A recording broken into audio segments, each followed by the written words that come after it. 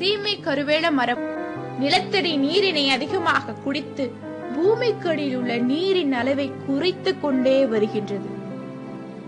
நிலத்தில் இருக்கும் நல்ல நீரை உப்பு தண்ணீராக மாற்றி விடுகிறது. காற்றில் உள்ள ஈரப்பதத்தையும் தனக்கு உணவாக உறிஞ்சி விடுவதால் அந்த பகுதியையே வெப்பப்படுத்தி விரக்தியான மனநிலையை ஏற்படுத்துகிறது.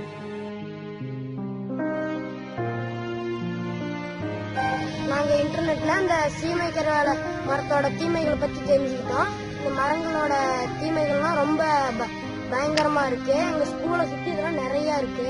எங்க வீட்டு பக்கத்துல எல்லாம் இருக்கு. இதை நினைச்சா ரொம்ப கவலையா இருக்கு. இந்த மரங்கள் எல்லாம் எப்படியாவது அழிக்கணும். அடுத்த தலைமுறைக்கு நீர் தேவைன்னா இந்த சீமை கருவேல மரத்தெல்லாம் கட்டாயமா நம்ம அழிச்சே ஆகணும்.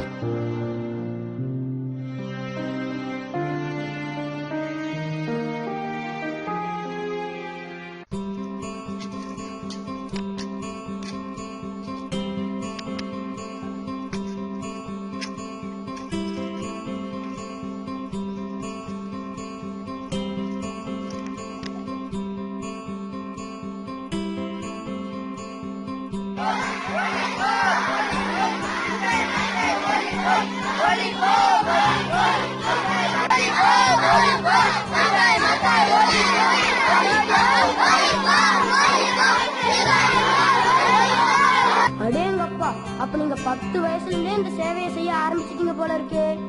ஆமா, அப்ப எங்க ஆசிரியர்கள் சொல்றாங்கன்னு அவங்களுக்காக விளையாட்டா செய்ய ஆரம்பிச்சனா அதனோட பலன் என்னன்னு தெரிஞ்ச பிறகுதான் அது எங்களுக்காகத்தான் அப்படிங்கறத உணர்ந்து செயல்பட ஆரம்பிச்சேன். இந்த மரங்களால் வெளிப்படும் வெப்பம் கர்ப்பமாகியுள்ள பெண்களின் கர்ப்பப்பையை பாதித்து கர்ப்பத்தை கலைந்து போக செய்கிறது. ஆண்களுக்கு ஆண்மை இன்மையை ஏற்படுத்துகிறது. தேவையில்லாத அழிவு தரும் இந்த சீமை கருவேல மரம் என்னும் விவசாய முள் மரத்தை அழிப்போம். பசுமையான பாரதத்தை உருவாக்குவோம். நன்றி, வணக்கம். இது என்னையும் என்னோட ஃப்ரெண்ட்ஸையும் எங்க ஊர் பொதுமக்களையும் ரொம்ப பாதிச்சது. இந்த விவசாய முள்ளு வளர்ப்ப இருக்கக்கூடாதுங்கிறத அந்த நாடகத்தின் மூலமா தெரிவிச்சு, இப்ப விவசாய மரம் இப்ப வேலைக்கு வரைக்கும் கூட அதெல்லாம் வெட்டணும் அப்படிங்கிற அளவுக்கு பேசுற அளவுக்கு அந்த டிராமாலாம் எங்களுக்கு எடுத்துக்காட்டா இருக்கு.